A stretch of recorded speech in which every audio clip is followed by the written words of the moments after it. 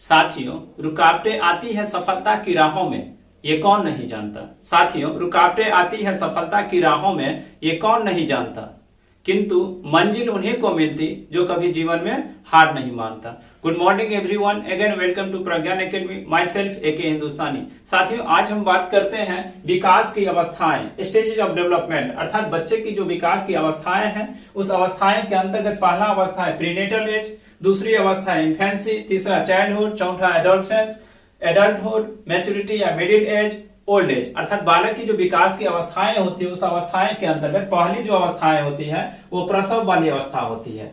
अर्थात जब गर्भधारण से लेकर जन्म तक की जो अवस्थाएं होती हैं उसे प्रीनेटल एज कहते हैं, प्रसव वाली अवस्था कहते हैं, पूर्व प्रसूति अवस्था कहते हैं। अर्थात यहाँ आप देख रहे होंगे जो किसी भी बालक या बालिका के गर्भधारण से लेकर जन्म के पूर्व की जो अवस्थाएं होती है उसे प्रीनेटल एज कहते हैं। अब दूसरी अवस्था है इन्फेंसी, शैशवा अवस्था। शैशवा अवस्था को 0 से 2 वर्ष तक मान लिया गया है। उसके बाद अगला स्टेज है चाइल्डहुड, बाल्यावस्था, जो 2 से 12 साल तक इसकी अवस्थाएं को मान ली गई है। अब किशोरा अवस्था, एडोलसेंस, जो 12 से 18, 19 या 20 साल की अवस्थाएं को मान लिया गया है। उसके बाद युवा प्रौढ़ा अवस्था, जो एडल्टहुड एज कहते हैं, जो 20 से 40 साल की उम्र होती है। उसके बाद परिपक्व या प्रौढ़ा अवस्था, 40 से 60 साल के बीच की जो अवस्थाएं होती है, उस अवस्थाओं को मैच्योरिटी एडल्टहुड के नाम से या मिडिल एज के नाम से भी जानते हैं। और लास्ट जो स्टेज होती है वो ओल्ड एज, जिसे बुढ़ापा अवस्था कहते हैं, जो 60 से मृत्यु तक की ये अवस्थाएं होती है। साथियों, अब बात करते हैं जो विकास की अवस्थाएं के अंतर्गत हम सभी ने देख लिया जो पहली जो अवस्थाएं होती है जिसे हम प्रीनेटल एज कहते हैं। प्रीनेटल एज को 3 स्टेप में डिजाइन किया गया, अर्थात 3 स्टेप में इसे डिवाइड करके हम आप देखेंगे तो और अधिक समझ आएगा। 3 स्टेप के अंतर्गत पहला स्टेप है जर्मिनल पीरियड, अर्थात बीजा अवस्था। बीजा अवस्था हम उसे कहेंगे जो गर्भधारण से लेकर 2 सप्ताह के बीच की जो अवधि होती है उसे हम आप बीजा अवस्था कहते हैं। दूसरा है भ्रूणावस्था या भ्रूण अवस्था, जिसको एम्ब्रियोनिक कहते हैं। ये 2 सप्ताह से लेकर 8 सप्ताह के बीच का यह अवस्था होती है। तीसरी अवस्था होती है गर्भावस्था, शिशु के अवस्था, पीरियड्स ऑफ द फेटस, जो 8 सप्ताह से लेकर जन्म के पूर्व तक की अवस्थाएं होती है। अर्थात हम सभी ने देख लिया जो कि बालक की विकास की जो अवस्थाएं होती है वो अवस्था पहला होता है प्रीनेटल एज, दूसरा इन्फेंसी, तीसरा चाइल्डहुड, चौथा adolescence, adulthood, maturity adulthood, old as.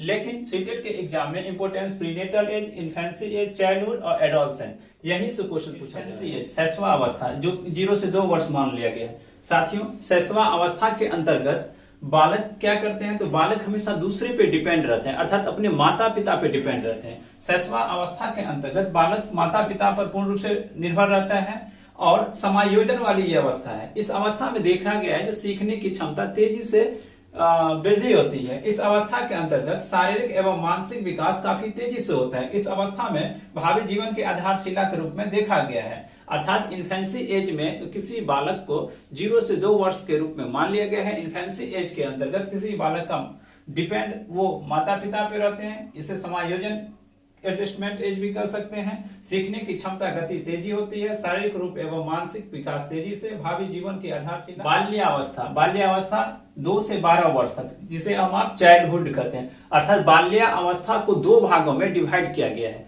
पहला भाग है अर्ली चाइल्डहुड, जिसे प्रारंभिक बाल्यावस्था कहते हैं, जिसकी उम्र सीमा 2 से 6 वर्ष मान लिया गया है। और उत्तर बाल्यावस्था, लेटर चाइल्डहुड, जिसको 6 से 12 साल तक मान लिया गया है। अब देखेंगे जो अर्ली चाइल्डहुड के अंतर्गत बालक में क्या सब का विकास होता है, तो अर्ली चाइल्डहुड के अंतर्गत बालक भाषा सीखने की यह सर्वोत्तम अवस्था है। अर्थात मान लिया जाता है कि जो इस अवस्था में बालक भाषा बहुत ही जल्दी सीखने का कोशिश करते हैं। साथ ही साथ दूसरा है प्री गैंग या प्री स्कूल एज।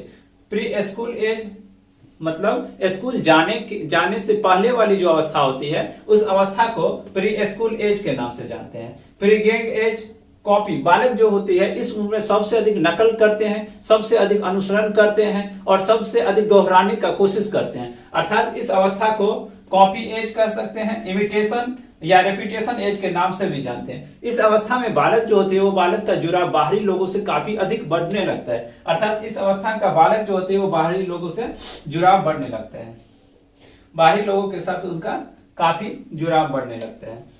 अब उत्तर बाल्य अवस्था को ट्रोवलसम एज के नाम से भी जानते हैं, अर्थात उत्पाती अवस्था के नाम से भी जानते हैं। इसे गैंग एज के नाम से भी जानते हैं। इसे एलिमेंट्री स्कूल एज के नाम से भी जानते हैं। इस अवस्था के बालक में देखा गया है जो घूमने की प्रवृत्ति काफी अधिक बढ़ जाती है। इस अवस्था के बालक जो होते हैं वो खोजी दृष्टिकोण होते हैं, अर्थात हर वस्तु को तोड़कर वो देखने का। 12 से 18, 19, 20 साल की जो उम्र होती है उसे किशोरा अवस्था के नाम से जानते हैं। किशोरा अवस्था काफी बेहतरीन अवस्था है क्योंकि इस अवस्था में बालक का विकास काफी तेजी से होने लगता है। इस अवस्था में बालक के विकास के साथ साथ इस अवस्था को स्टेनले हॉल के द्वारा कहा जा रहा है क्या, यह अवस्था तनाव वाली अवस्था है, संघर्ष वाली अवस्था है और विरोध वाली अवस्था है।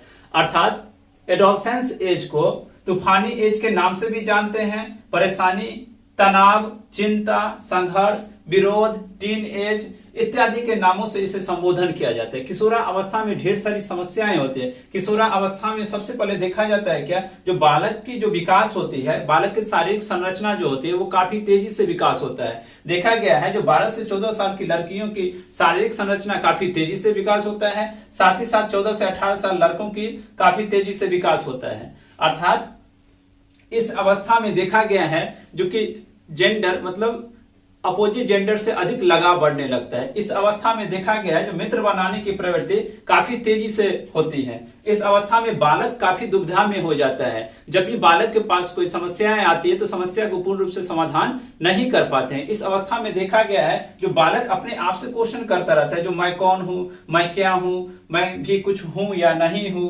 इस अवस्था में सबसे अधिक शिक्षकों के द्वारा या अभिभावकों के द्वारा एक सही गाइडलाइन देने की जरूरत है, क्योंकि इस अवस्था के अंतर्गत देखा गया है जो बालक के द्वारा कोई अपराध की जाती है तो पेरेंट्स के द्वारा कहा जाता है जो कि बाबू अब तुम बच्चा नहीं रहा, लेकिन वही सोशल के द्वारा कहा जाता है, समाज के द्वारा कहा जाता है जो कि कोई बात नहीं, बालक अभी बच्चे हैं। तो ऐसी परिस्थिति में बालक काफी दुविधा में आ जाते हैं जो आखिर मैं क्या हूं। इसीलिए यहाँ पे मैं लिख दिया हूं जो कि मैं कौन हूं, मैं क्या हूं, मैं भी कुछ हूं या नहीं। मतलब प्रौढ़ावस्था या युवा अवस्था मतलब 20 से 40 साल की जो उम्र होती है उस उम्र को एडल्टहुड एज के नाम से जानते हैं। एडल्टहुड एज के अंतर्गत देखा गया है जो इस उम्र में कोई भी बालक क्या करते हैं, अपनी शादी विवाह कर लेते हैं और किसी भी व्यवसाय में लग जाते हैं और व्यवसाय में आत्मविश्वास को बढ़ाकर हमेशा उसी व्यवसाय में संलिप्त रहते हैं। अर्थात एडल्टहुड के एज में बच्चे शादी विवाह करके अपना करियर सेट कर लेते हैं और उसके बाद अपनी आत्मविश्वास को और मजबूत करके, सेल्फ कॉन्फिडेंस को और बेहतर करके उस कार्य को और बेहतर करने का कोशिश करते हैं। अब अगला बात करते हैं